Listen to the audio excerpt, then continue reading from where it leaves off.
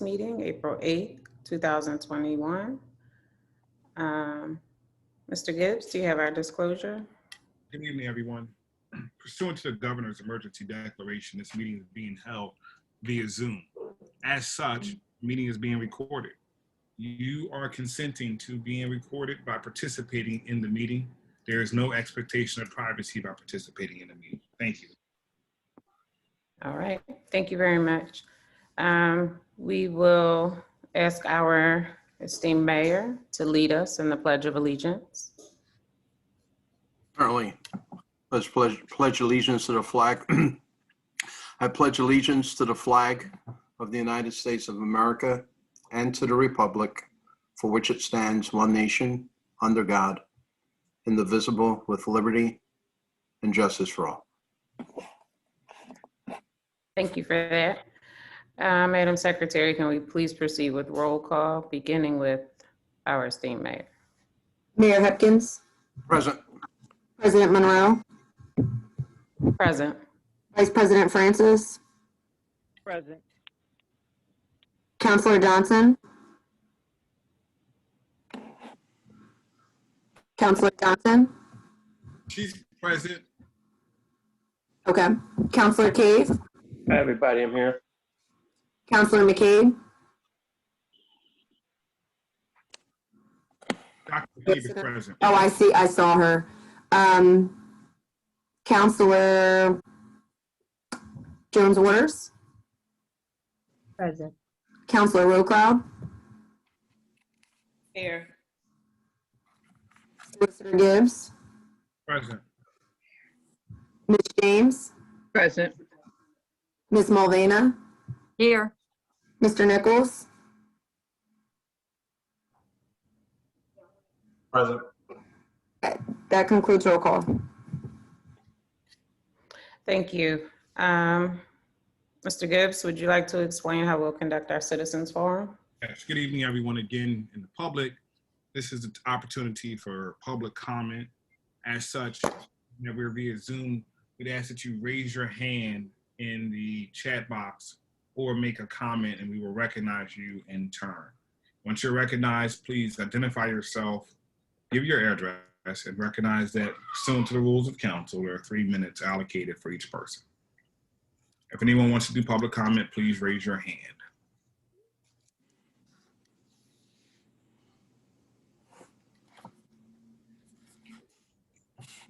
Ms. Beatty Footman. I'm going to, Ms. Beatty's first. May I go with her first, ma'am? Thank you. Ms. Beatty, you have to unmute yourself.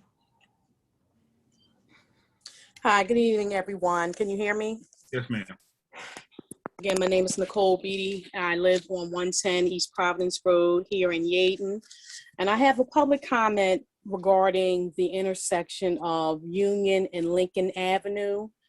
And there needs to be more of a presence. There used to be a police officer parked in that vicinity, sometimes in the Nile Swim Club parking lot. But there seems to be a lot of running of the stop signs at that intersection. People just seem to be zipping through. Also at the intersection of Providence and Wycombe, which is the corner of my street where Zesty's Pizza Shop is, there seems to be a lot of running of stop signs. And what I would like to see take place is more of a police presence, monitoring traffic, as it were, not too long ago. It seems like that seems to be lacking. So that is my comment for this evening.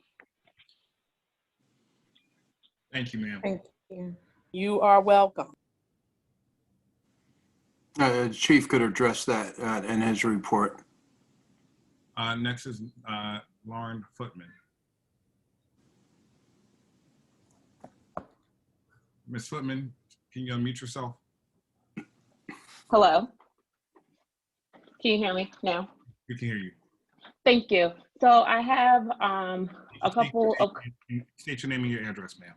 Yes, Lauren Footman, 854 Rundell Avenue. Thank you, ma'am. Thank you, Mr. Gibbs. My question is with respect to the chicken coop that is on Church Lane. I did report it to the code department, and did share my concerns as it relates to potential public health implications for the borough and the county, and wanted to know if there is any immediate remedy for that.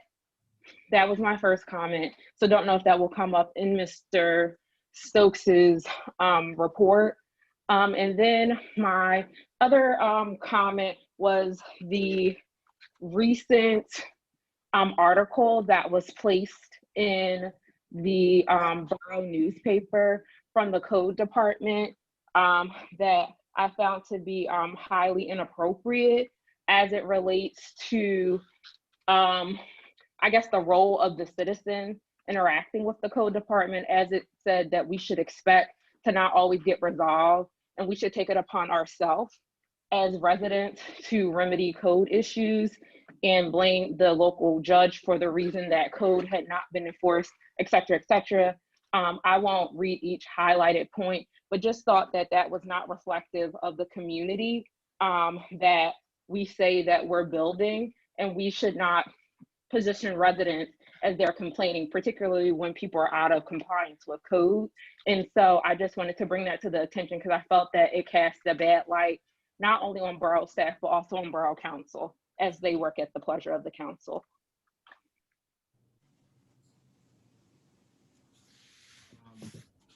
Madam President, you want me to address the chicken coop? Thank you. The chicken coop was brought to my attention this week. I'm conducting legal research about it. Currently, we have no ordinances that govern chicken coops. There are some state laws, agricultural laws related to the non-commercial keeping of wild animals. Sorry, non-commercial keeping of bees, chicken, and goats.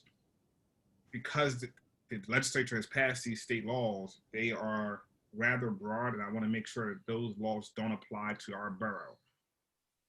Assuming they don't, the borough will be in a position to pass an ordinance, if the council so desires, to regulate the keeping of animals. But we live in a very rural agricultural state, and they have passed a number of laws that allow for non-commercial keeping of animals. Borough, as a subdivision of the Commonwealth, can't make a prohibition greater than the state law, or make a prohibition that's stronger than the state law, but we can do things beneath it. I understand that there may be some talk that the borough has an ordinance. I haven't found one that addresses specifically the keeping of chickens. Thank you. Thank you, Mr. Gibbs. Just wanted to confirm, will my comment about the letter that was put in by the code director be addressed at another time, or is this not the forum for that to be addressed? I'm not sure exactly what you would like to be addressed. I'm not sure that everyone is aware of the letter, but I'm going to ask Mr. Nichols to get us a copy of it, and we'll respond in writing. Thank you. So if I could speak with respect to that article that was placed in the Yeadon newspaper, it was insulting. It was very insulting. And it's my understanding that before these articles are placed, they're reviewed and they're approved, and then they're printed. So I'm a little confused as to how someone reviewed this specific article, then approved it, and actually put it in print, especially when the article says, and I quote, "If the code enforcement fails to address a problem, and that will happen, your neighborhood or community organization should meet face-to-face with the property owners themselves," unquote. So now we're asking the citizens to resolve the problems of codes that are being violated. And that's the job of the code department officers. So for something like that to go into a paper that tax dollars fund, is deplorable. It should never have happened. Someone dropped the ball somewhere and let it go. So I'm not going to sit here and act like this was a mistake. This was just something that someone found to be very amusing and poor taste. We're talking about economic development, bringing in businesses, but our code department is saying, be nice to us. You'll get more done if you're nice to them. You're telling Thank us you, if you Counselor. have it, I'm sorry, I'm still talking. You're telling the residents, if you have a problem with your neighbor who's violating the code, don't bother us with the complaints because we might not address it. And when we decide not to address it, then you address it. So now we're pinning citizens against citizens. Counselor Roadcloud. This was a disgrace, period. Thank you. Counselor Roadcloud, I'm going to ask that we do have a discussion about this in a different forum. Your interpretation and your reading of the article is not, it's not factual. When Ms. Footman, I read quotes out of the excuse me, article. No, I read Counselor, quotes out of the Counselor, article. I read quotes out of the article. Counselor, you are out of order. Bye. Madam President, Ms. Tamika Keys would like to be recognized. I'm sorry for not, I don't want to butcher your first name. May I recognize that person? So I'm going to finish my statement and then we can recognize Ms. Keys. So with respect to the article, interpretation is up to the individual who's reading it.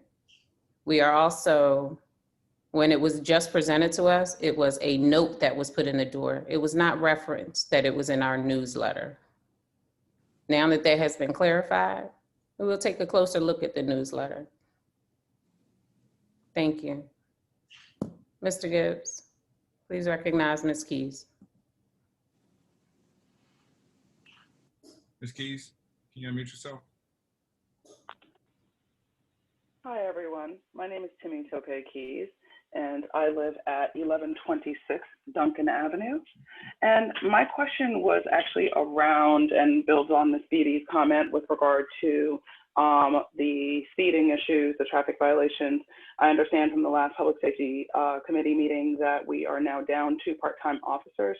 So my question is to Chief Paparo with regard to what's the plan of action there in terms of filling those roles, and what is the timeline that we can anticipate we have people here helping us out. Okay, thank you. I'm going to exit Chief Paparo address that in his report. We will next move on to our mayor's report.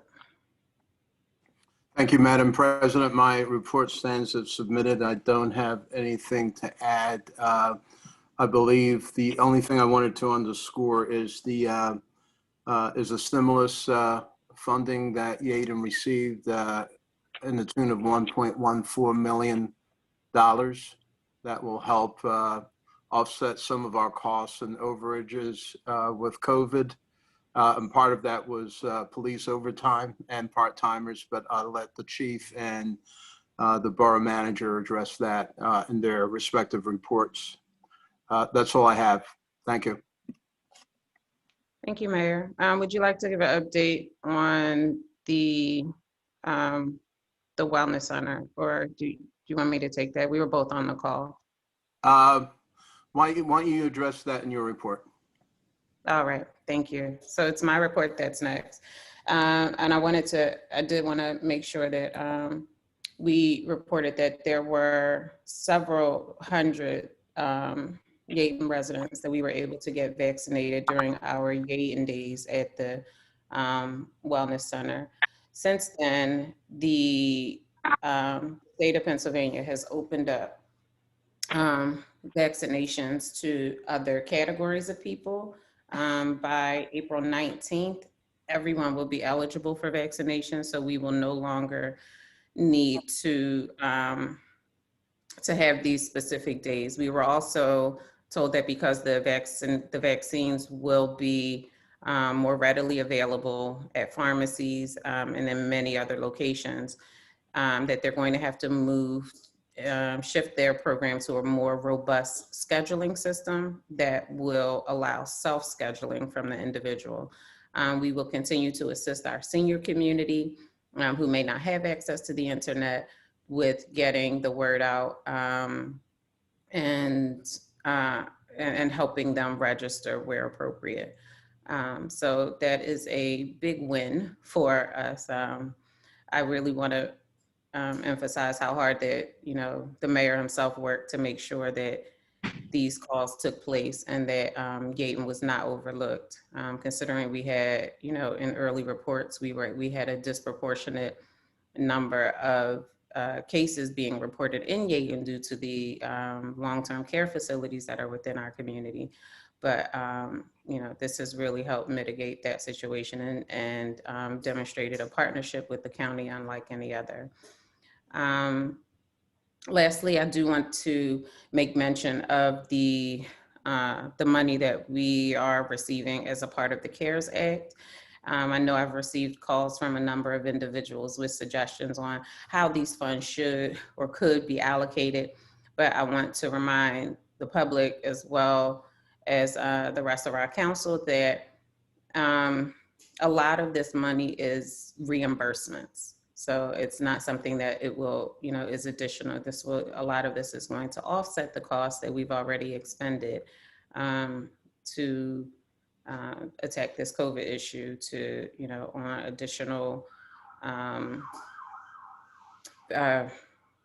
like masks and gloves and things of that nature, all of our different expenditures that we've had, our increased police presence, and also cover some of the costs related to the civil unrest over the summer, as well as COVID. So this isn't just a boost in our bank account. A lot of this is reimbursements.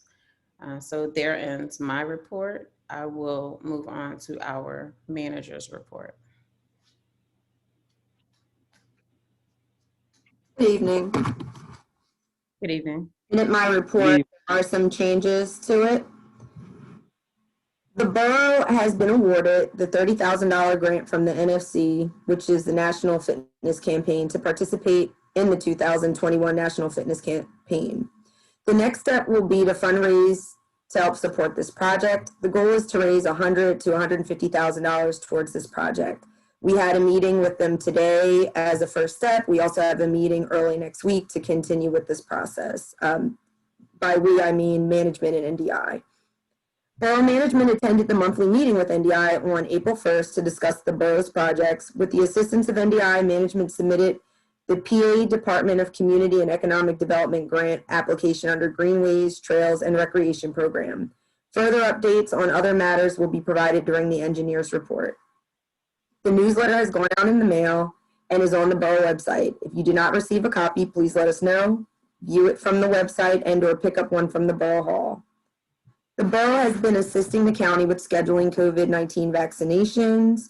At this time, the website is available for scheduling where people can schedule their vaccination appointment on their own. That website is delcopa.gov/covid/vaccinations.html #schedule. This has been put on the borough website. Anyone who's homebound or doesn't have access to the internet may still call the county call center at 484-276-2100, and they will be able to assist you with scheduling.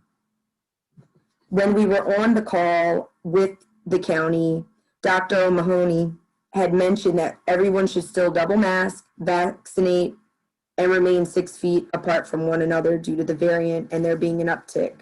She also mentioned that events should be outside and smaller best. Newsletter articles will be due Friday, April 23rd. The county informed management and the tax collector that 508 Orchard Avenue was sold.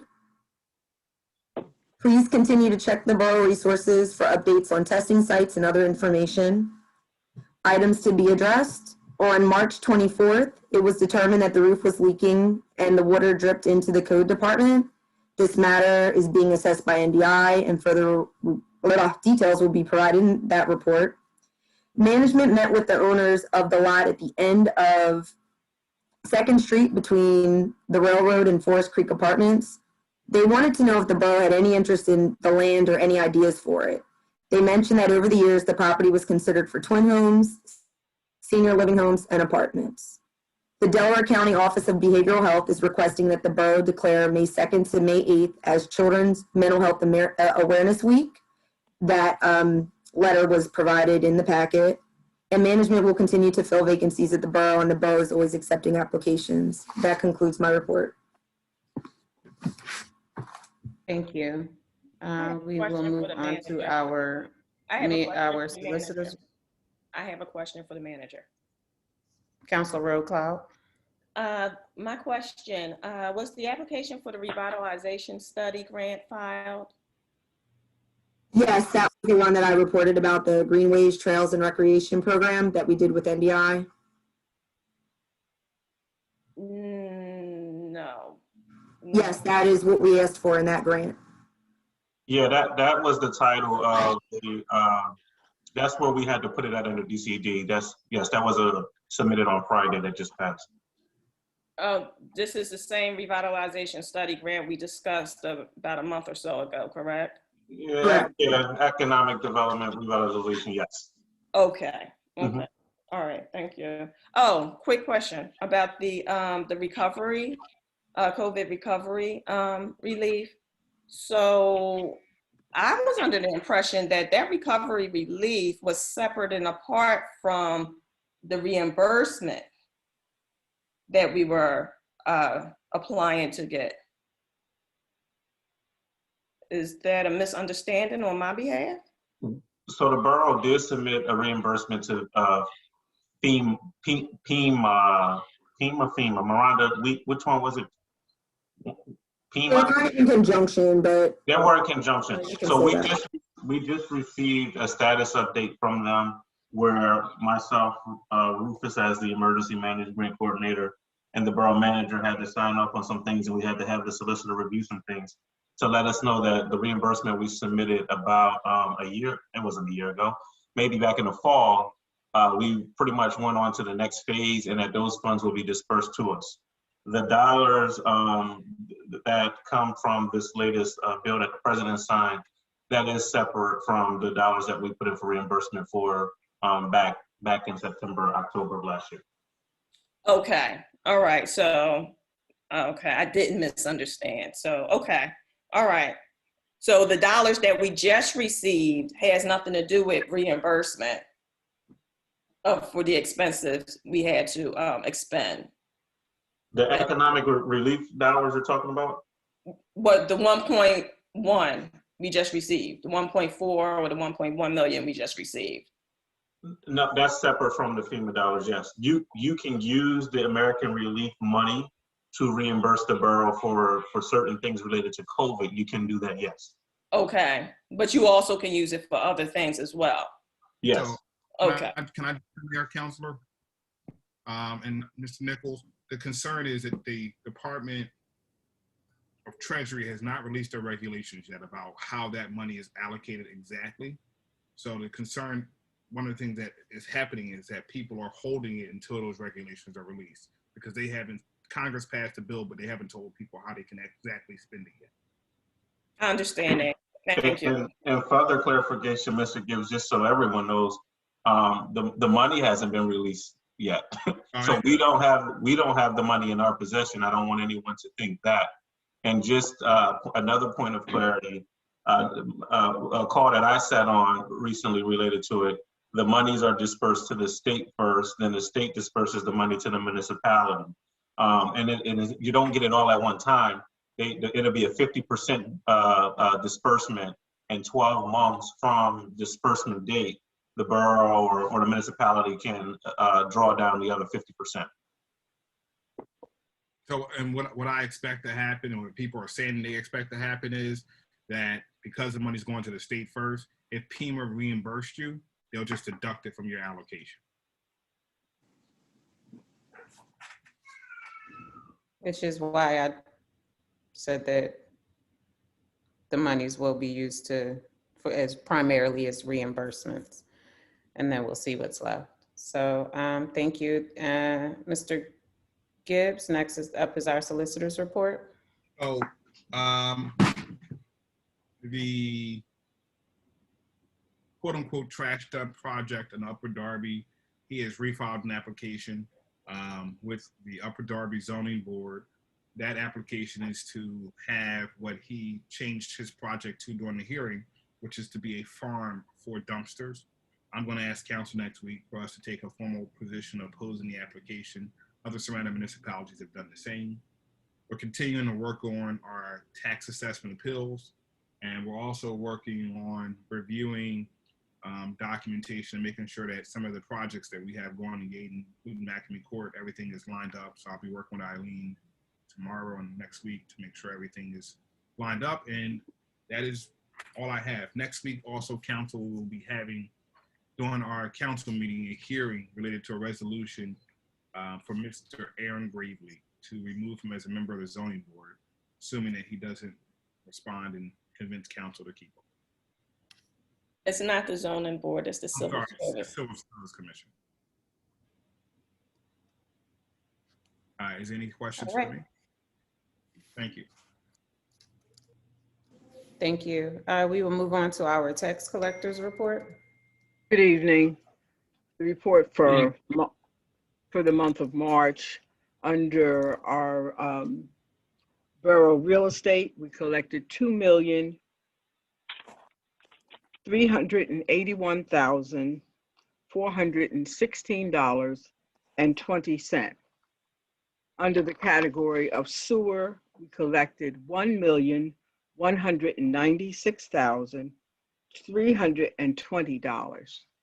Under borough trash, we collected $907,880. A grand total was deposited in this account for $4,185,916.20. For the last few years, this is the most we've ever collected in March, and I think it's thanks to the stimulus grants. That concludes my account report. Thank you. Ms. James actually shared with me that our deputy tax collector lost her grandmother today. Lost her grandmother earlier this week, and the services were today. We've extended our sympathies to her and have sent the family something privately. But thank you for letting us know. And please keep her family in your prayers. Amen. Thank you, Ms. James. You're welcome. We will move on to our library report. Mr. Payne. Good evening, everyone. On March 31st, I worked with the Yeadon Public Works staff to clean out the basement of the library to bring us in compliance for insurance purposes. I want to give special thanks to Mr. Wilkinson, and his team for their hard work, and Ms. Presswood for getting the ball rolling. It looks so much better. On Saturday, April 17th, from noon until 1, the Yeadon Public Library will host a virtual career day. And beginning on April 26th, I'm happy to report the Yeadon Public Library, in conjunction with the Delaware County Office of Services for the Aging, will be offering the Arthritis Foundation Walk with Ease program. This program will continue weekly through June 1st. I'm happy that I just found out about that partnership today, and I'm really happy to announce that. For more information about any library programs, please contact us, and we'll be glad to give you more information. Our monthly usage stats were, we checked out 1,710 items via curbside, and we distributed 250 meal packs to youth on Tuesdays, and we offered 23 programs, 184 attendees. We continue to explore ways to safely increase our services, and we're hoping to add a patio and some tables out front for even additional services that we can offer outdoors. And that concludes my report. All right, thank you, Mr. Payne. Thank you. We'll move on to our engineers report. Good evening. In addition to the report that's been provided. I'll just give you some updates on some of those items. We do have some, last month council authorized some inlet replacements and repairs, and additional locations have been identified, as well as a storm sewer replacement requirement on Providence Road. I am communicating with Nafis, and depending on how much, this is all liquid fuels, depending on what's available, we may be coming back next week with a request for increased funding to apply. Eileen, I actually responded to your email. You're good. It's Christmas. We had the liquid fuels audit yesterday. It was a clean audit, no findings whatsoever, and we had some additional money, so you can use it for the project. Okay, great. Then I'll bring that up to council next week just to increase the amounts and bring the storm sewer project to your attention. The elevator will be bringing up a motion next week to authorize or to recommend an award to be made for your maintenance contract. And just to describe that a little bit, we did have 3 bidders. One was disqualified because they were late, and one wanted to withdraw their bid because they said they used last year's rates, but then when they realized they would be disqualified, they asked to, they'll just hold their pricing. And the third company, which is Code Elevator, actually Jeff had worked with them in his previous life and had recommended them that we contact them to see if they wanted to put a bid. And in fact, that's actually who we would like to recommend that you make the award to. Even though Low Rise Elevator, which is now called 3-Phase Excel, has the lower price, we weren't getting a real confident feeling that the organization is prepared. They had just purchased a bunch of elevator companies. They've purchased 3, and we weren't getting the best references for the people that were there now. So because the people that were with Low Rise weren't there any longer, we're just feeling more comfortable if you were to go with Code, who got glowing references. We did provide the reference summary to you. So it is less than, their price is $2,000, which is less than the limit that you have to get quotes. We did get the quotes anyway. So that would be our recommendation next week. As far as the roof leak goes that Miranda had mentioned, there is a setting, we have a test scheduled for April 14th at 1 p.m. where they will use the fire hose to try to, mimic the rain event that had the high winds with a lot of rain that created the leak, so that we can inspect and see how the leak occurred. And we're just waiting for a confirmation from the roofing company who did that work that they can attend that day. The topographic survey is starting tomorrow at the old swim club site, so the surveyor will be there then.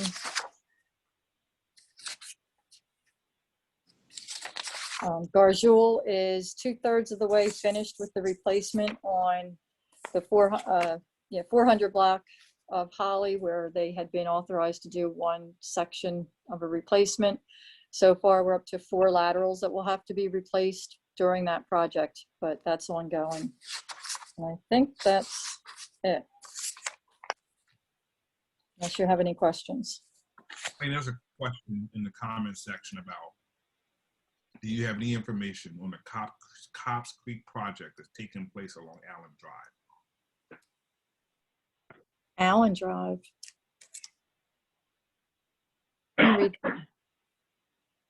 Where did you see that? I don't see it in the chart. I mean, in the chat. It's in a comment section. There's a Q&A section. Oh, I don't know what, okay, I'm not, oh, I see it. Okay. Does NDI have any information on the Cobbs Creek project that's taking place along Allen Drive? No, that's not something that we're working. So I don't know. I'm not familiar with the project. So Eileen, I wanted to comment about the 400 block of Holly, that the gentlemen who have been working out there have been really, really nice. And They, they clean up after themselves. They come and knock on residents' doors every morning to, they let us know we can park there at night. The borough has also allowed us to park in the borough parking lot. The Chief Paparo and Mr. Wilkinson came up with that idea to allow residents who are displaced to park over there. And, initially when you see all of these this big machinery show up on your street, it's like, and everyone gets anxious and panic, but it's been a really smooth process. I stopped in and to check out like exactly what they were doing. I said, it's often that, we sit in a council meeting and we take a vote on, on what needs to be replaced, but to see it in action, like they are like digging an 8-foot strip out of the middle of our street and replacing things like there's a, just the marking, like they have to go around the utility lines and around the water lines. And, it was really eye-opening to actually see it in progress and to see how it's going to be maintained. I guess the questions that my neighbors, of course, have asked me would be the schedule for repaving the street so it's smooth in that condition. I didn't offer any answers, but I did tell them that I would bring that question on their behalf to this meeting. So when the work is finished, first they'll finish the main replacement and then they go back and do the laterals. So once the laterals and the main are all completed, then they will do a temporary resurfacing. And then we let that sit. So it sits for at least 90 days. If we get a lot of rain, then perhaps it will go less than 90 days, but the settlement is really important. Otherwise you'll start to see dips. If we did repave too quickly, you'll start to see dips because even though they compact, they can't get it to where it's not going to create a problem in the street if you pave too soon. So that's why we let all the streets sit, because it's a waste of your taxpayer money if we pave too quickly. So I would say the earliest that you would see it paved is September. Again, liquid fuels money will be used for that. So we have to make sure we get authorization that there's sufficient funds this year to be able to do that street as well. But that's how the process works. And as I've said before, anyone that wants to come out and see it and have it explained, and we can just show you some of the nuances that are involved in these types of projects, we're more than happy to have you come out and go over it with you. Mm-hmm. And I guess one other question that I had, the water source, of course they said that when they needed water, we like allowed them to use our water and they offered to pay us. My husband told them it was okay. You just take the water anytime you need it. But I guess on those jobs, how do they, like, is that typical? They have to knock on doors to ask for water, or is there somewhere that they can get water, or how does that work? They are authorized to use hydrants, but they have to contact Aqua and they are invoiced for that. And also using a hydrant is, you get the water at a much higher pressure than you would at a residence. So in general, that is what they do. They knock on doors. If they bring a water truck out, we would be paying a lot more per foot of pipe replacement if we had to do it that way, but they are obligated to do it that way. If residents were to say that they won't let them use their water, then they will have to, purchase it, which in turn you are purchasing. I can't imagine them using a hydrant for like the 3 or 4 buckets of water that they've asked for. So yes, I just wanted to let you know that, it's going well as far as I can see. Right. And They it's are very interesting. They're a very nice contractor.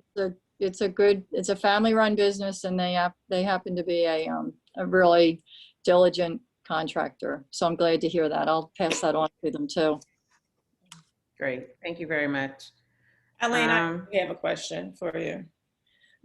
Do you have a list of streets that require repaving as a result of work that was performed on it? We do. I think council should actually, I don't have it with me tonight. I can probably look for it during the meeting and have it by the end of the meeting on my computer. I'm using my tablet for this because I don't have a video on my computer. But council did authorize the paving of certain streets, and they were all related to previous sewer work. So that I know Duncan, a portion of Duncan is on there, a portion of West Cobb's is there. I believe Gunther in the area of Pleasant. So I actually have it in front of me if you want me to read it off. That's great. Yeah. Okay. So the milling and resurfacing the intersection of Cypress Avenue and Parmley Avenue, Duncan Avenue from 919 Duncan Avenue to Darnell, and West Cobbs Creek Parkway from Longacre Boulevard to Whippy Avenue.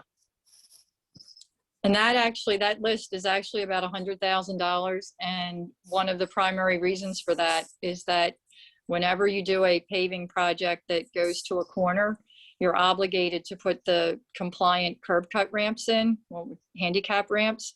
They are extremely expensive. So, the state actually says in their documentation, you can't stop short of an intersection just to avoid putting the ramp in. So that takes up a lot of your money when you're doing a paving project. So I just wanted to let you know that. Right. So now when you have contractors doing things in the street, digging in the street for whatever reason, the borough should definitely know about the work that they're doing, correct? Via permits and all. So what? Well, they don't get. Wait, let me just say they don't. The contractors that are doing the work directly for the borough do not get permits. You have contracts with each of them. No, if a resident had a contractor, because I know there are some streets that contractors, for whatever reason, they dug the street up and it's temporary fill. It's still there and it's been there for years. So are these just streets that people forgot about, or?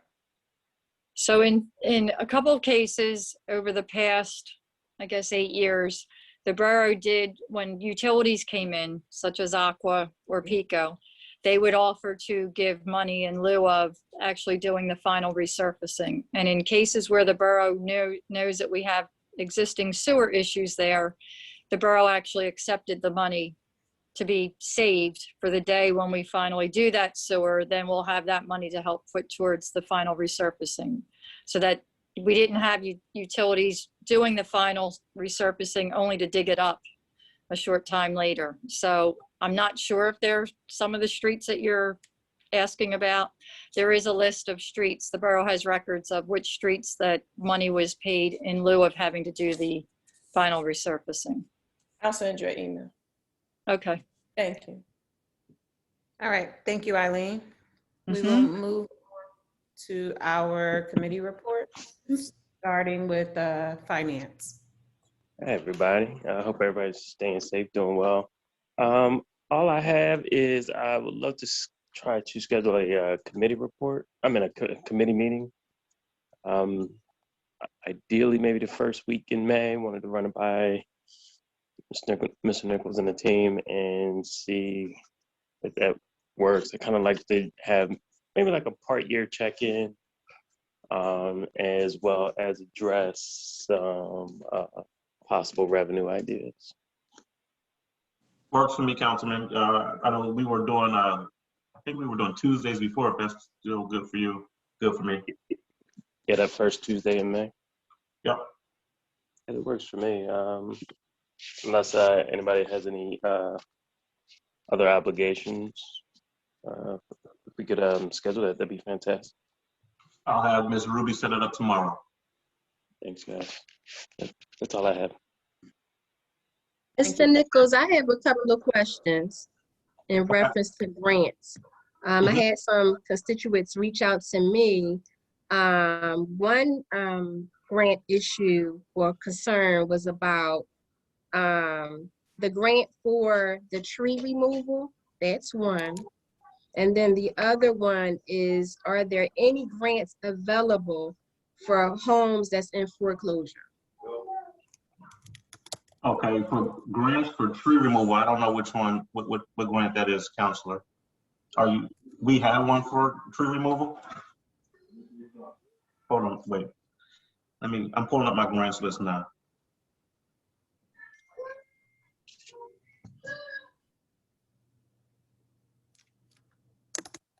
I don't see anything on here for tree removal, but I can look into that and get back to you like ASAP tomorrow morning.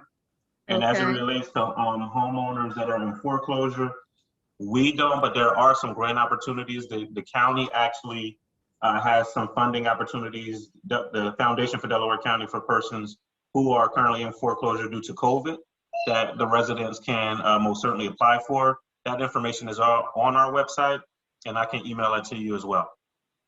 I appreciate that. Thank you. And I know PHFA has some foreclosure resources as well. Thank you. All right. Mr. Gibbs, do you see a phone number ending in 1701? Yes. That a participant? Yes. That is Councilor Rope. I'm That sorry, might be, that's Councilor Johnson? yeah, that might be Councilor Johnson. Yes, she was just saying that she was wishing to speak, but I didn't see her. Okay, she's here now. There you go, Councilor Johnson. I'm in now. Thank you. Okay, did you have something to speak on? Well, I actually wanted to ask Eileen a question when you guys was talking about paving. And my question was, are we talking about blacktop paving or are we talking about concrete paving? So this would all be asphalt paving. So that would be the black. That's blacktop. That would be the blacktop. I'm sorry, exactly. blacktop. Sorry. Yeah, I understood that. The question after that is, how often do you have to seal that blacktop and, you know, for it to actually adhere? Because it should have a sealing every so often. It's not normally a municipal practice to seal asphalt. It's not like a driveway where they seal asphalt driveways. I'm not familiar with any seals roads. Okay. Maybe Councilor Johnson is referring to like the curing process after it's done. Well, I have the blacktop in my driveway, and I was equating what Eileen was saying because I know I have to get that sealed every so often because the weeds and the other little things and it crack and that kind of a thing. So that was the nature of my question. Right, and it's different for roads. It's a different spec that we follow. All right. Okay. All right. Thank you. That was the question that I wanted to ask. Thank you. Perfect. Thank you. We will move on to our next committee, Ordinance and Zoning. Mr. Nichols, would you like to take that unless Director Stokes is here? But I do have a few additions. I know Mr. Wormley he was attending for Mr. Stokes tonight. I don't know which number is his, Mr. Gibbs. I'm looking now. I don't see Mr. Wormley. If you could just raise your hand, sir, and we could recognize you. Does anyone know his phone number? Let me try this. Is this Mr. Wormley? If it is, sir, can you unmute yourself? His number probably ends in 811. Hello? There you hear me? What? Hello? That's Mr. Wormley? Yes. Okay. I have the Code Department report from March 2021. Can you hear me? Yes, sir. Yes. All right. New inspectors have been started. They've been out learning the borough streets in the area they are assigned to. They are also learning the office procedures and documentations that we use. Zoning, there were no zoning hearings in March. Zoning application, 1110 Duncan Avenue, rear deck approved. Hotspots, Chester Avenue, SEPTA trolley corridor, graffiti, SEPTA notified via mail from the code director and public works director. Graffiti issue throughout the borough. 700 block of Church Lane, business district, rear trash areas issue, and which I'm involved with is under monitoring. Trash uses in several apartment complexes, Washington Woods, Revere Crossing, and Parkview. Action items, Parkview Court apartment sewer issue, contractor working on this issue, Public Works and code monitoring. Tree issue, removal of trees from roadway and home of Bullock Avenue, owner working on. Removal fell the 30th of March, monitoring, cleanup, and removal. Closed items, Grace Court Senior Center inspection, it was completed. Upcoming items, rental inspections at all apartment complexes are started. Maccabee Senior Housing contractor calling to get information on permits and permit costs. Major sewer issues, Parkview Court apartment monitored by Code and Public Works. To date, we've gotten $1,990.67 in abatements. And for the month of March, we've collected $48,269.27 revenues related to permits and or abatement fees and et cetera. That's the end of my report. Thank you. I actually have a question, Mr. Wormley. With respect to the graffiti located on the SEPTA's property, do the code department have a direct contact with SEPTA to report these issues and to have them remedied? Yes, I believe the code director had contacted SEPTA directly. Well, there's a specific person in SEPTA that deals with that person. I don't know. You'd have to contact. You'd have to address that with the code director. He has people that, for instance, if there's issues with PICO, he does have names and numbers to address those particular issues. Same thing with SEPTA. Okay, so let me ask you, and I don't know if you know, but the graffiti, for example, on SEPTA's property, is it the same process, code process, as if a resident violated that ordinance? I can't answer that question. Okay. All I know is that SEPTA is notified, and they supposedly follow up with that after the fact. Okay. Okay. My second question, motor vehicles in the common driveways that are missing wheels, are they asked to be removed immediately because it poses a danger because it's missing wheels? Or are they simply told to just cover it up? Well, that depends. Sorry. Number one, if Mr. Wormley, if you wouldn't mind for a second, Mr. Gibbs. We've had extensive conversations regarding. Well, here's the problem. Here's the problem. There was a motor vehicle that was reported, and the motor vehicle was missing wheels. You interrupted me when I was asking Mr. Wormley the process. I asked Mr. Wormley to please refer to Mr. Gibbs. Well, I want Mr. Gibbs to know exactly what the issue is. I want to know what the issue is. How he's going to respond if he don't know the issue? You are out of order. No, I'm not out of order. You're out of order. Now, if Mr. Gibbs wants to respond, it has something to do exactly with a motor vehicle. You're out of order.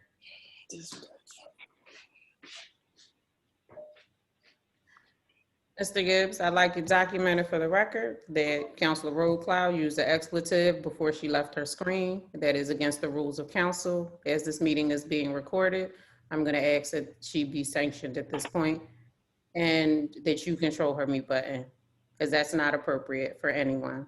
As I was saying to you, Mr. Gibbs, we've had extensive conversation about code's authority on private property. And I would like for you to address that so that Mr. Wormley isn't put on the spot as well, because he may not have been privy to those conversations. And even as he may have just been given a directive since he is filling in for our code director. So Mr. Gibbs, if you would, please address code's authority on private property. It is more curtailed and limited than it would be on a public property. And I think that we do need to give people some type of notice, even if a car had, what I heard was that a car had a tire missing And the question that I heard being posed was, is it removed immediately? My opinion as a solicitor would be it would not be moved immediately. Someone could take a tire off and go someplace. I think there does need to be a process that we evaluate what exactly is going on, because someone could be changing their tire on the Pep Boy, so it shouldn't be removed immediately. And that's the question I heard. So if there's a long-term situation where someone has a tire off of a vehicle, I guess, Chief, would that be an emergency issue or a public hazard that would need to be remedied? Or is the fact that it's on private property make it more difficult for us to even address it at all? It doesn't make it more difficult. We can address it. Once you go onto private property to remove something, you have to give notice. And that's always something I want to make sure that we do. Notice doesn't have to be weeks. Notice can be hours or day, but we have to give people notice before we go on private property to remove someone's property. But these are all very, very fact specific, and Rufus does a great job of calling me and walking through the specific facts on how to proceed on the issue. Okay, so if there is an issue that someone notices where, you know, the best course of action would be to report it to the code department so that it could be addressed with the fact specific evidence. Is that correct, Mr. Gibbs? That is the process by which it comes to me after someone reports it to code.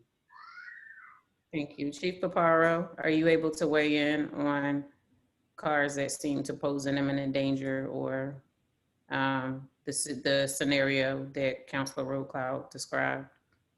Yeah, I'm not sure if it's a car that I recently towed from a rear alley or rear driveway on Providence Road. The vehicle was missing tires and the front end. The vehicle was towed because it was actually blocking another resident's garage. So if it's a physical hazard or what's referred to as an attractive nuisance, something that could be cause children to play on that would cause them to be endangered, for example, or blocking somebody's driveway, they need to get in or out of their home, we can tow it for safety violations and or blocking someone's driveway. On private property, if it's blocking their driveway, for instance, like on a long extended driveway going into their home on, let's say, like Lincoln Avenue or something like that, the resident themselves can have it removed. If it's on their property, they can call a tow truck and have it removed themselves if it's someone else's vehicle. But there are different means, and I concur with Mr. Gibbs. Normally what we do, if we find like a vehicle that's, for instance, up against a house, we'll notify the resident that they have to remove it that day, and we usually give them a couple hours to get it out of there. If they don't, if it's creating a fire hazard that can endanger someone in the residence or another residence, then we tow it. All right, thank you very much. Well, thank you, Chief. And Councilor Roadcloud, I'm gonna ask that it has front end damage, it's leaking oil, it's leaking liquids out of the front, and it's missing the wheel. Mr. Gibbs, Councilor Roadcloud. Councilor Roadcloud, I'm going to ask that you follow the rules of council that we've all voted on. And in the event that you have something to add to the conversation, I would like for you to wait to be recognized. And the rules of council should be followed. Councilor Roadcloud, is there something that you'd like to add? Liana Monroe, it's Liana Roadcloud. I ask that you follow the rules as well. Okay, Mr. Gibbs, can you please keep Councilor Roadcloud muted as she refuses to follow the rules of council that we all voted on. Thank you. So thank you, Mr. Wormley, for your report. We will move on to Public Works with Councilor Johnson. I think Mr. Wilkerson is there and he has the report in front of him. Mr. Wilkerson. Hey, good evening, everybody. So in the month of March, we did some tree work along Church Lane. That was completed. Work included pruning low-lying branches, diseased and damaged branches, and pruning branches away from the businesses along the 700 block of Church Lane. Next winter, we'll perform a hard winter rejuvenation prune on all trees along Church Lane to promote new and healthier growth and to also establish Spring cleanup at all borough plots have begun. This includes, getting the weeds out of the beds, edging, lingering cutbacks, and pruning as well. We put the basketball hoops up back at Community Park. And the 700 block of Church Lane electrical bollards that produce light for pedestrians walking that area have been repaired and are fully functional. At the borough facilities, all ceiling tile replacements have been made in the Borough Hall. We painted the second floor lobby outside of the auditorium.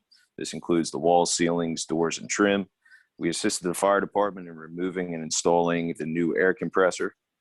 We cleaned out the basement of the library, as Mr. Clay Payne talked about earlier. We took out old belongings and electronics. The street sweeper is out and about. Year to date, we're at 37.63 tons of street dirt collected.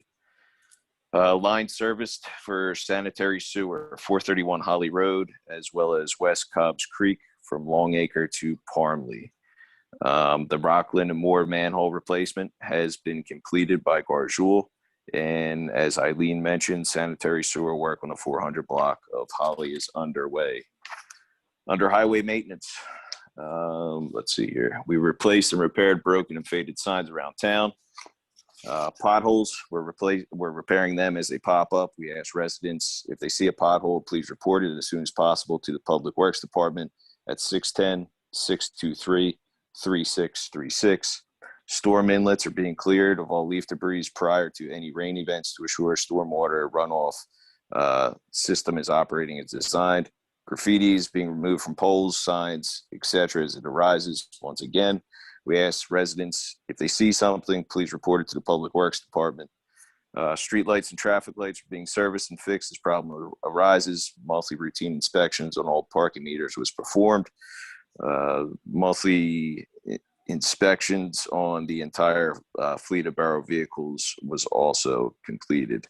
Upcoming projects this month in April. So we're going to be putting some more wood chips, roughly 100 yards of wood chips at the community park. This will go underneath the tot lot, the fitness area, and the playgrounds. Next week, we'll be mulching all the borough plots locations as needed, and overhead traffic light signs have been hung. So next time you guys go through a major intersection like Church and Valley, take a peek up at the new signs we just installed. Cleaning due to COVID-19 procedures, we kind of increased our cleaning every Tuesday. As mentioned before, the library gets deep disinfected with the electrostatic sprayer, and every Wednesday the Borough Hall is done. And that concludes my report. Thank you, Jeff.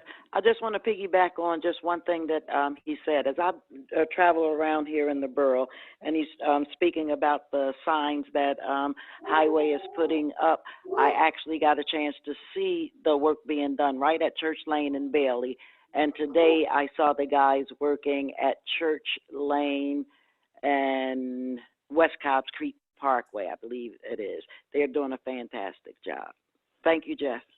Thank you. Madam President, may I say something to Jeff? Is that all right? Yes, thank you. Jeff, I was just wondering if you had seen any reports about them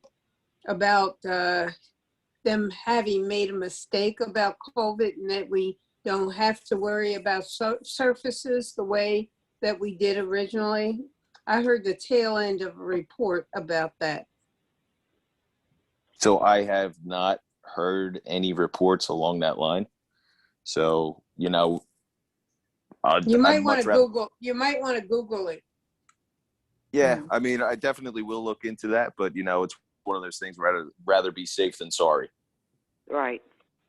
I would too, but I do think we should know what we're doing.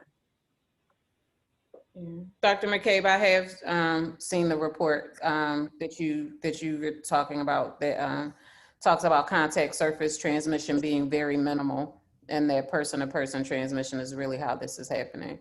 So it's the masking that they're recommending, not necessarily, and the issue becomes, if you have biological materials on your hands that, you know, and then like touch your eyes and stuff, those are the things. But yes, I have also read reports. I'm on a panel with CHOP, Children's Hospital of Philadelphia, and for their mitigation efforts for the young people. And they have issued several reports about contact surface transmission being the least hazardous. But thank you for that. And you, Jeff, I'll send you some information as well. Awesome. Thank you. Okay. Councilor Johnson, does that end your report?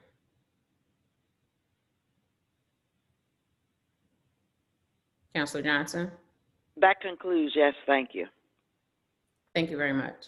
All right, we will now move on to our, well, it's a great segue into our public safety report. Mayor Hopkins and Dr. McCabe. Okay, thank you, Madam President.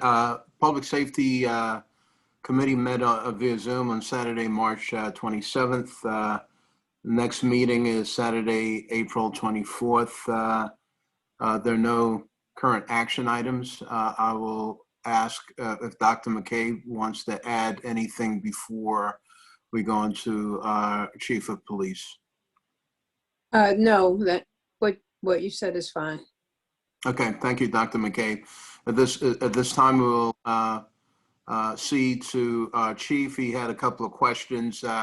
I will say as an overview, managing the pandemic wasn't easy. It was unprecedented around the country and for municipalities. There's increased expenditures in police overtime to police the social unrests that came through our borough. I've spoken a lot about that, so I won't continue to harp on that, but just to the extent that we expended a lot of overtime, unprecedented overtime, but it's not unlike other municipalities which all had to do the same, not just for the unrest, but other COVID-related issues as well. So we spent more money, like every other municipality. And to Ms. Keyes' point, I'll let the chief handle that at this time. Chief Paparo?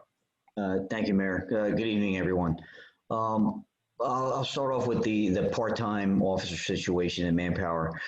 We are currently collecting resumes and so forth to look into the part-time opening positions that we have. We had a few officers that left for full-time employment in other departments. It's one of the issues that you deal with when you do have part-timers. I mean, everybody that is in police work is looking for a full-time position somewhere. We lost 2 officers recently, one to Mississippi and one to Upper Darby Township. But we are currently looking to replace those officers and bolster our numbers there. The process may take anywhere between 2 and 4 weeks to get the candidates in place, get them measured for uniforms, get them sworn in by the mayor, and get them approved by council and so forth. It's a painstakingly process because I want to make sure I get the best people for the position. The civil service is not involved in the selection of the part-time police officers because they're not appointed and they're not provided civil service protections. There's no testing procedure per se for it. They do go through a 10-week field training officer program once they arrive here and begin their part-time employment status with us. So that'll hopefully within the next month and a half, you'll see some newer faces out there, which will be some new part-timers. Traffic enforcement stuff. I don't think I go on a council meeting or a Zoom call or even go on next door without getting a complaint regarding traffic. Those complaints are rising, obviously, as a result of the restrictions of COVID being lessened and more people going back to work, more people getting out about. And I think as people are doing that, they've been stuck in so long that people are forgetting, honestly, the speed limits and everything else. And the driving is very, very dangerous, I'll put it that way. If I had enough officers to do traffic 24/7, I would do that. But at the end of the day, I have to live with the complement of officers that we have. And one of the things, one of the positive things that have come out with my arrival here, and I think the change in the way the police and community dynamic it works, is there are a lot more calls for service. People are less hesitant to give us a call when they have a problem or they need information or they're reporting a crime or they're just asking for information. And as a result, that tends to take officers away from some of the other duties, which include traffic enforcement. I do periodically put out a marked police car and leave it unmanned in different locations so people think there's a police officer sitting there, which has a deterrent effect on speed. As well as stop sign violations. I do have a speed enforcement sign that I periodically get out as it's when it needs charging. Public Works and Jeff helps me out with that by moving it around town when I need it moved around. And I do have grants that help pay for me to put out officers strictly for traffic enforcement. And I'm not sure if you were on the last call where I actually put out some traffic enforcement along Church Lane in reference to some of the accidents that we keep getting along there related to drunk driving. And as a result, we had 3 drunk driving arrests and numerous red light violations and so forth. And that was just over an 8-hour span for 2 days.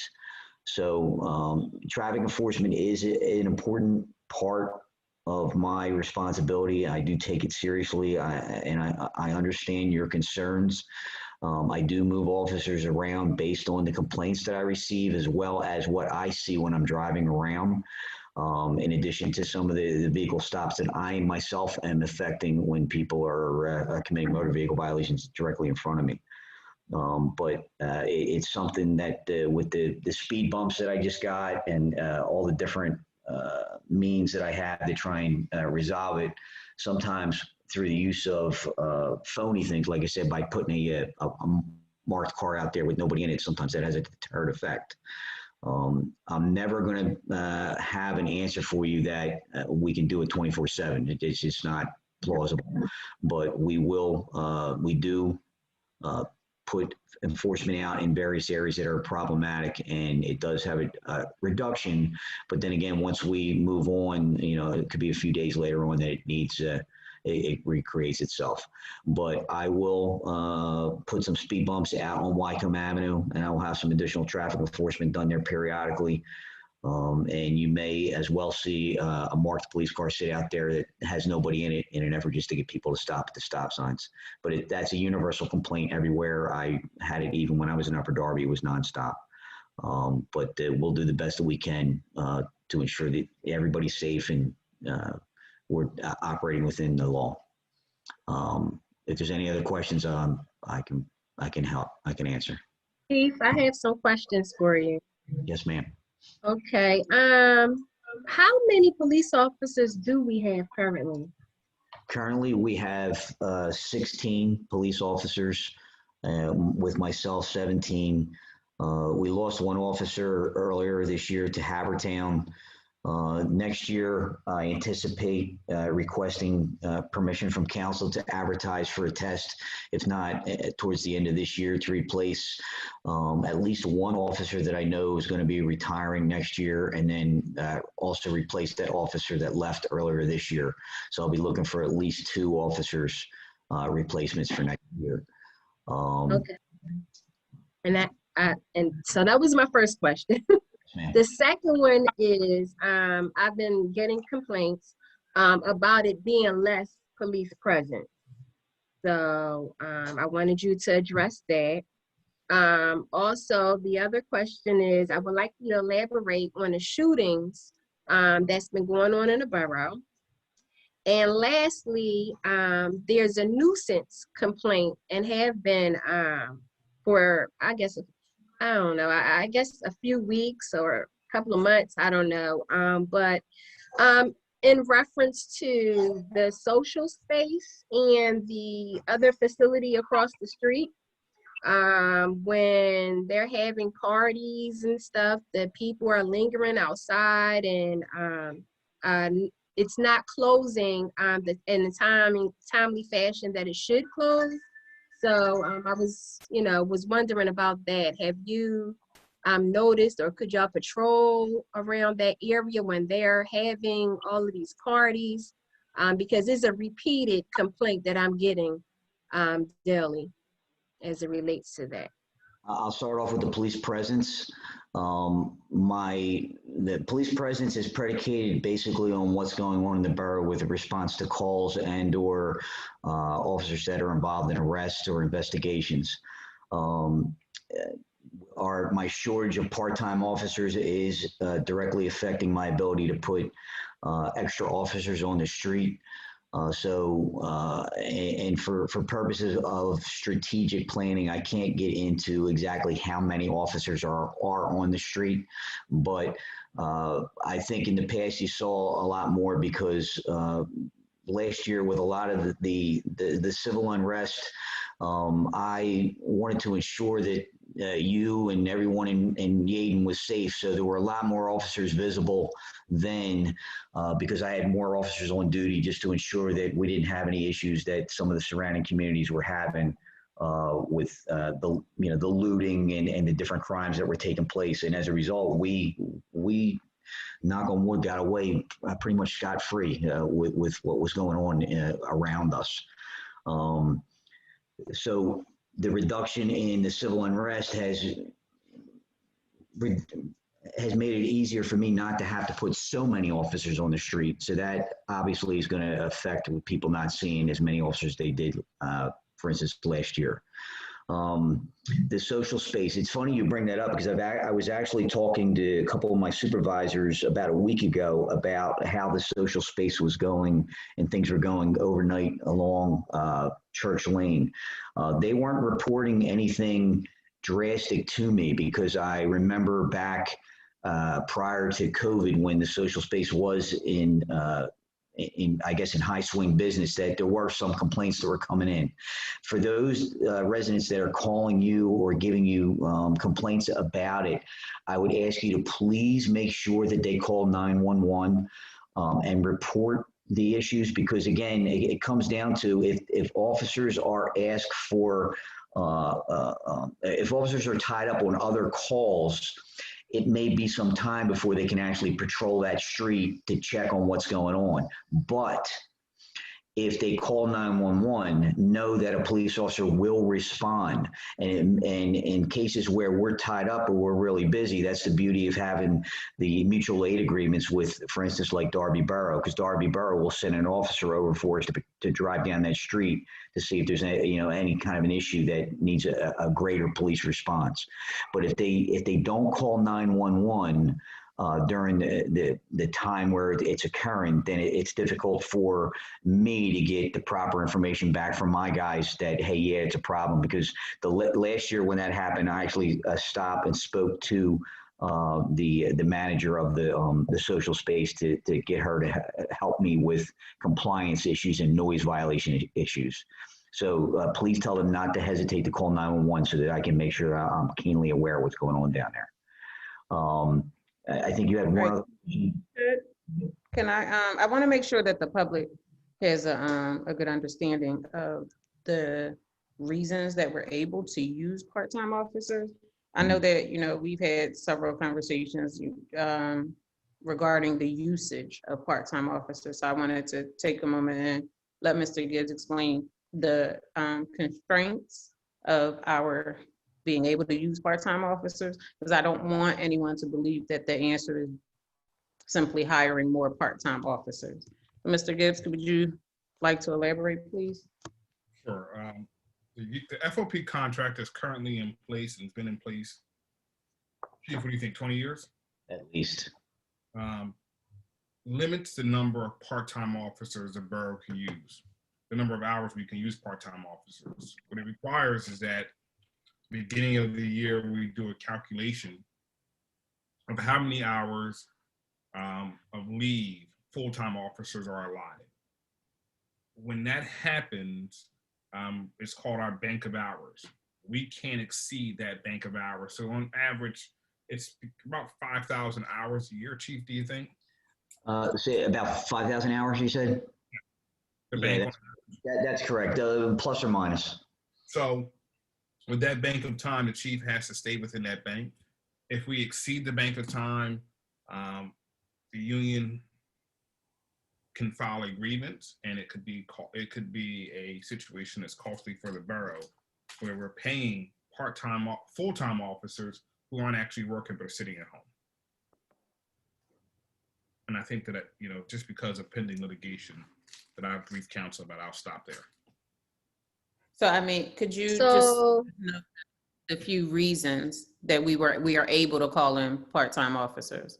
That it's not just to supplement, we can't just do it to supplement a situation or there are specific reasons, right, that we can use. Not necessarily the illness.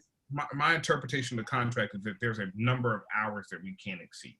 We can use officers during that number of hours, but that number of hours, dissipates really quick when people are working 12-hour shifts. So it was my understanding, and I mean, that it was for illness, trainings, holidays, things like that. That's not what the bank of hours are used for. That's how we calculate the bank of hours.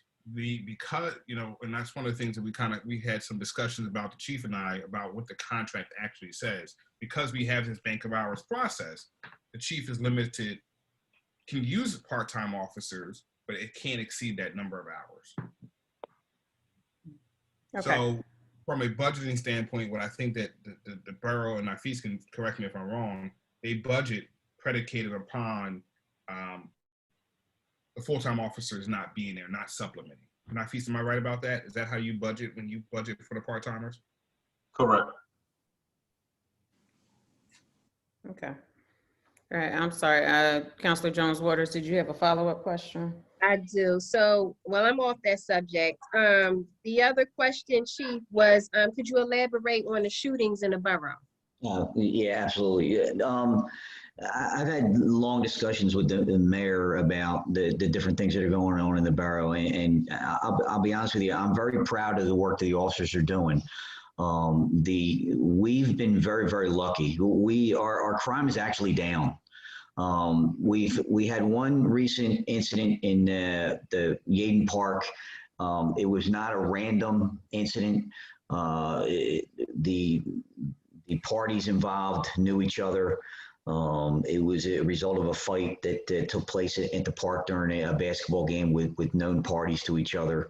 We've been doing really good. Like, one thing I will say, you may get some people saying that they're not seeing officers visible, but I can tell you that if our visibility was not, if it was lower than, if it was something that was causing me concern, our rise in the crime rate would prove to me that there's an issue. And shootings in Yeadon, we had the one that was this past week. And then off the top of my head, we had one other one that was a domestic related incident on I believe it was the 500 block of Cypress. And we actually arrested the subject involved in it. And he actually used his gun to shoot out the windows of his girlfriend's car because he was mad at her. So it was a stupid act, but if there was a shooting concern in the borough, or a concern that I had that the level of violence was rising, I assure you the mayor and I would be having more conversations along with you and all of council, because I would probably be asking the solicitor and all of you guys to come with me to the FOP to say I can't follow this contract that limits my hours with the part-timers. I need to put officers out more often to curb the violence. But officers are making great strides, and they know my standing order is, I want you patrolling. I want you to be visible. And again, I do have I have a lot more unmarked cars out right now in an effort to make it a little bit more scarier for the criminal to do stuff in town. I recently acquired another unmarked vehicle that does not look anything like a police vehicle, and I'm not going to tell you what it is because we're on open public here. But officers are out using it, and it's been a very great asset for us. I'm very proud of the work these guys are doing, and like I said, my caveat is to make sure that you let everybody know that's calling you to please call 911, because I follow those calls to determine where I need to focus enforcement efforts. So sometimes if there's something else going on someplace else, they may not see me because that street is relatively quiet. Anything else? All right. Thank you. You're welcome. I hope that answered everything. Hey, Chief, don't you have a tip line also? We do, and again, I get a lot of stuff through Nextdoor through direct messaging. The only thing I put out for people is sometimes I get complaints through Nextdoor where I tell people don't leave it for me on Nextdoor. Call 911, especially if it's in progress. Because there may be times where I'm not able to get right on Nextdoor and check the messages for a day or so. But we do have a tip line. People have access to my email, but I do get a lot through Nextdoor responses through either direct messages or even to respond to some of the things I put out there. All right. Thank you very much. I believe our fire chief has their department meeting at the same time we have our caucus meeting, so we allow him to present his report at our legislative session, unless he is on the call. I'm not sure. Okay. I don't see him, Madam President. Thank you. So, Mayor, you have emergency management. I don't know if I don't see Mr. Stokes. I don't know if Mr. Wormley has could fill in anything. Are you No, I have nothing to add as far as emergency management. Okay. All right. Okay, Thank you. then that ends our report. Thank you very much. Let's move on to our recreation. Yes. Good evening, Madam President. Good evening, everyone. First of all, I'd like to thank the team, the solicitor, the mayor, and the president for applying for numerous grants, such as the National Fitness Campaign grant. Getting to Flag Day, as mentioned last month, Flag Day will be virtual. We'll work with the management team to get some information. I also reached out to some groups, and as everybody else, they're concerned about the pandemic. They're also concerned about getting together. And I spoke to one band member. He was more concerned about his fellow members getting the vaccine. So we'll work with that. Dates for proposed events pending the pandemic will probably go on the website next week. And I just want to reemphasize, our main concern is the safety of our residents, our employees who participate in Flag Day, and the participants in Flag Day. Again, depending on the pandemic, we'll have more events. So ends my report, Madam President. Thank you very much, Councilor Francis. Thank So you. without further ado, can we entertain a motion to adjourn? So moved. Second, Madam President. Thank you very much. Thanks for coming out, everyone. Have Good a great evening. evening. Thank you. Thanks, everyone. Thank you.